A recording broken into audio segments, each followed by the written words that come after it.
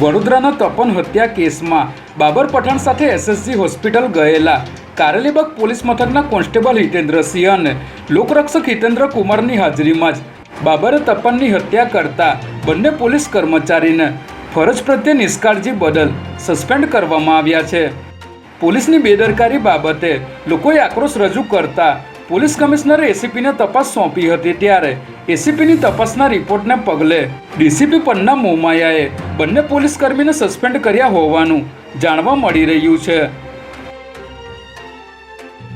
સુરેન્દ્રનગર ખાણ ખનીજ કચેરીના જુનિયર ક્લાર્ક 10,000ની લાંચ લેતા એસીબીના છટકામાં રંગેહાથ ઝડપાઈ ગયા છે.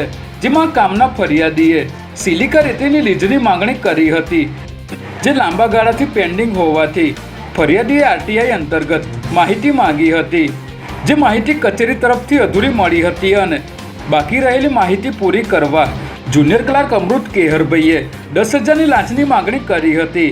જેથી ફરિયાદી એસીબીનો સંપર્ક કરી ફરિયાદ આપતા એસીબીએ ખાણ ખનીજ કચેરીના ગેટ પાસે જ છટકું ગોઠવી જુનિયર ક્લાર્કને લાંચની રકમ સ્વીકારતા રંગેહાથ ઝડપી લીધો હતો. સ્ટેટ મોનિટરિંગ સેલની ટીમે પાટડીમાં ધમધમતા હાઈ પ્રોફાઇલ જુગારધામ પર દરોડો પાડીને 30 જુગારીને ઝડપી લીધા છે.